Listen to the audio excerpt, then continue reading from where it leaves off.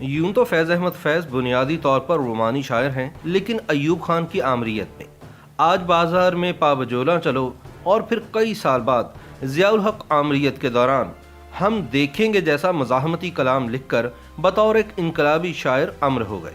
ناقدین کا ماننا ہے کہ رومانویت فیض کی فطرت میں ہے۔ وہ زندگی کی الجھنوں، پریشانیوں اور تلخیوں کا سامنا ایک حساس شاعر کی طرح کرتے ہیں، لیکن نہ بغاوت پر اترتے ہیں اور نہ نعرے لگاتے ہیں، بلکہ انہی تلخیوں کو سہتے ہوئے اس زہر کو امرت بنا دیتے ہیں۔ فیض عہد ساز شاعر تھے اور ایک پورے عہد پر اثر انداز ہوئے۔ ان کی شاعری میں کئی اردو اور انگریزی شعراء کی گونج سنائی دیتی ہے، لیکن آواز ان کی اپنی ہے۔ فیض اس لحاظ سے ترقی پسند شعراء کے میر کارواں ہیں کہ انہوں نے جدید عہد کے تقاضوں سے اپنی شاعری کو ہم آہنگ کیا، اور بعض نقادوں نے انہیں مزاحمتی اور انقلابی شاعر بھی کہا۔ فیض کی غزلوں میں ایک نیا لب و لہجہ اور نیا تصور عشق ملتا ہے۔ فیض نے انسانی زندگی کے دو فطری پہلوؤں یعنی محبت اور جبر و استحصال کو اس خوبصورتی سے یکجان کر دیا کہ عشق کا درد اور جبر و استحصال کی اذیت ایک دوسرے میں مدغم ہو کر ایک فریادی بن گئی۔ فیض کی شاعری کی عالمگیر اپیل اور اس کی بین الاقوامی مقبولیت کا یہی راز ہے۔ اردو کے بڑے مزاحمتی شاعروں میں علامہ محمد اقبال، الطاف حسین حالی، ساحر لدھیانوی، حبیب جالب، فیض احمد فیض، برج نارائن چکست اور جوش ملی آبادی سمیت کئی شعراء شامل ہیں، جن کے اشعار نے ہندوستان کی آزادی سے لے کر آج تک اپنے انقلابی شعروں سے اپنے اپنے ادوار میں بغاوتوں، شورشوں اور حقوق کے لیے اٹھنے والی آوازوں کا ساتھ دیا ہے۔ ان سب میں فیض احمد فیض اس لحاظ سے منفرد ہیں کہ انہوں نے ایوب اور ضیاء آمریت کے دوران اپنی شاعری کو قوم کی آواز اور بیداری کا ذریعہ بنایا۔ دیکھا جائے تو دنیا کے ہر آمر نے اپنے خلاف ہونے والی بغاوتوں کو ظلم و ستم سے ختم کرنے کی کوشش کی ہے، لیکن اسے کیا کہیے کہ آمروں کا نام تو وقت کی گرد میں کہیں گم ہو جاتا ہے، مگر ہر بغاوت کے بعد دانشوروں کے حروف اور شعراء کا کلام لوگوں کے دلوں میں نقش ہو کر آنے والی تحریکوں میں پھر زندہ ہو جاتے ہیں۔ اسی طرح فیض احمد فیض کی مزاحمتی شاعری آج بھی زندہ ہے۔ حال ہی میں انڈیا میں ہونے والے شہری حقوق سے متعلق مظاہروں میں ہم دیکھیں گے خوب لہک لہک کر گایا گیا۔ فیض نے صرف پاکستان کے حالات پر ہی شاعری نہیں کی، بلکہ ان کی مزاحمتی شاعری کا موضوع پوری دنیا کے حالات بنے۔ سن 1953 میں جب فیض احمد فیض پابند سلاسل تھے، ایران میں ایک نئی سامراجی چال کھیلی جا رہی تھی اور امریکہ اور برطانیہ کی منتخب حکومت کا تختہ الٹنے کی تیاریوں میں تھے۔ نئی نسل کی تحریک کو اس سازش کے خلاف احتجاج کی پاداش میں بڑی بے دردی سے کچل دیا گیا، جس میں نوجوانوں کی ایک بڑی تعداد نے قربانی دی۔ فیض نے ایرانی نوجوانوں کے اس قتل عام پر ایرانی طلباء کے نام ایک نظم میں نئی نسل کی قربانی اور ان کی شجاعت کو ہیرے موتیوں سے تشبیہ دیتے ہوئے کہا: اے ارض عجم، اے ارض عجم، کیوں نوچ کے ہنس ہنس پھینک دیے ان آنکھوں نے اپنے نیلم، ان ہونٹوں نے اپنے مرجاں، ان ہاتھوں کی بے قل چاندی، کس کام آئی کس ہاتھ لگی۔ فیض کے ان اشعار کا مطلب ہے کہ نسل نو ہر ملک و قوم کے لیے ہیرے موتیوں کی طرح ہے، جسے بادشاہت یا آمروں کی چوکھٹ پر قربان کرنا ایک ایسا المیہ ہے جس کے نتائج انتہائی خطرناک ہوں گے۔ اسی طرح جب سوویت یونین نے افغانستان میں دراندازی کی اور مزاحمت کی آگ بھڑکی تو اس وقت فیض احمد فیض نے کچھ یوں کہا: اس وقت تو لگتا ہے اب کچھ بھی نہیں ہے، مہتاب نہ سورج نہ اندھیرا نہ سویرا، آنکھوں کے دریچوں پہ کسی حسن کی چلمن اور دل کی پناہوں میں کسی درد کا ڈیرا۔ فیض احمد فیض ایک اعلانیہ کمیونسٹ تھے۔ انہوں نے اپنی شاعری اور تحریروں کے ذریعے معاشرے کی ناانصافی، ظلم و جبر اور مظلوم انسانوں کے حق کے لیے ہمیشہ اپنی آواز بلند کی، اور یہی ان کا جرم بن گیا۔ سن 1951 میں فیض احمد فیض کو راولپنڈی سازش کیس میں 4 برس جیل میں قید رکھا گیا۔ جن دنوں فیض احمد فیض سوویت یونین میں مقیم تھے، ادھر پاکستان میں جنرل محمد ایوب خان نے مارشل لاء کے نفاذ کا اعلان کر دیا۔ اگرچہ فیض کے رفقا نے بہت کوشش کی کہ فیض وہیں رکیں، لیکن دسمبر سن 1958 میں وہ پاکستان پہنچ گئے۔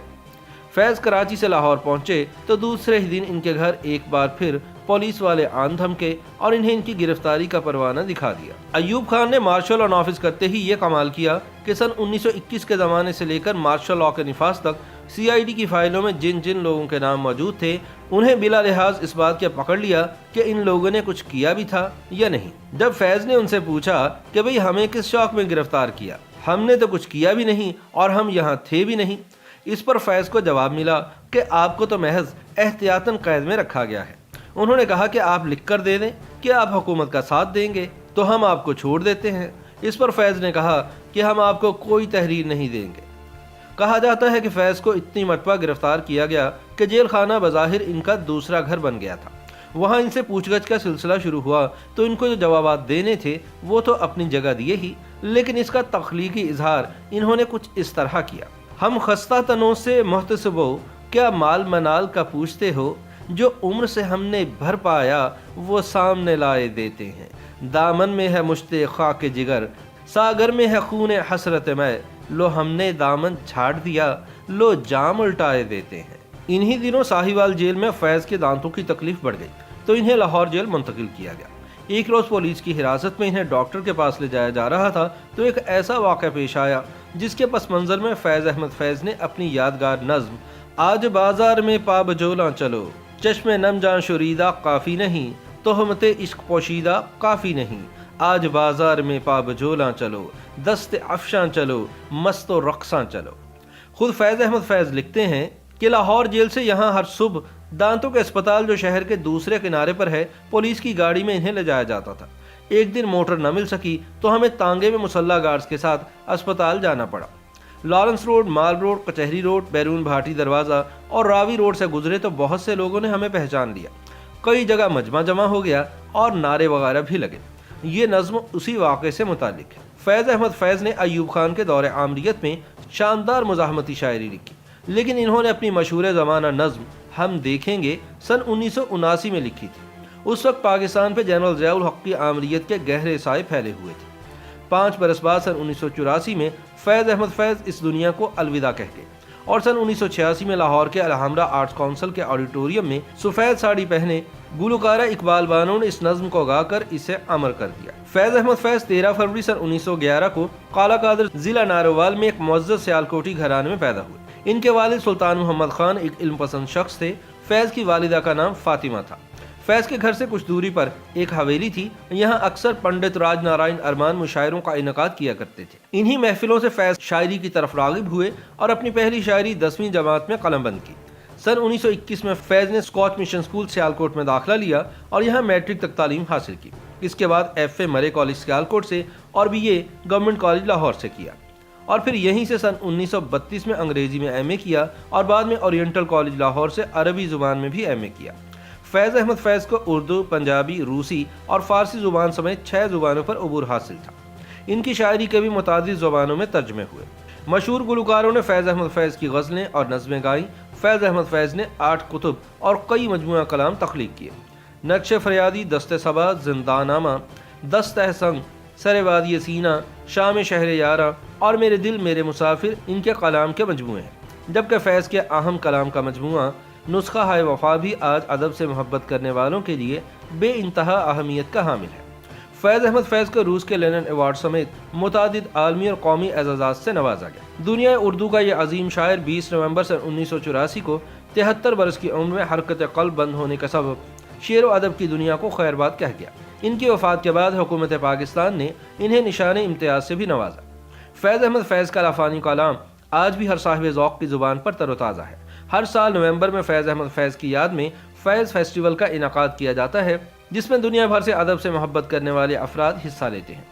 20ویں صدی کے شاعر فیض احمد فیض کا پیغام بھی یہی تھا۔ فیض حالات کی تاریکی میں بھی امید کی ایک شمع روشن رکھتے ہیں اور یہی ان کی شاعری کا سب سے بڑا فیض ہے۔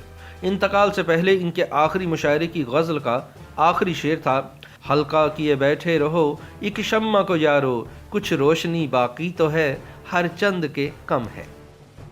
YouTube پر گوگلی نیوز دیکھنے کے لیے youtube.com کی سرچ بار میں googly news T V type کریں۔ گوگلی نیوز کے پیج پر سرخ رنگ کے سبسکرپشن والے بٹن پر کلک کرنا نہ بھولیے۔ YouTube پیج پر اپلوڈ ہونے والی ویڈیوز سے باخبر رہنے کے لیے بیل آئیکن پر کلک کیجیے۔ آپ کو ہر نئی ویڈیو کے بارے میں نوٹیفیکیشن موصول ہو جائے گا۔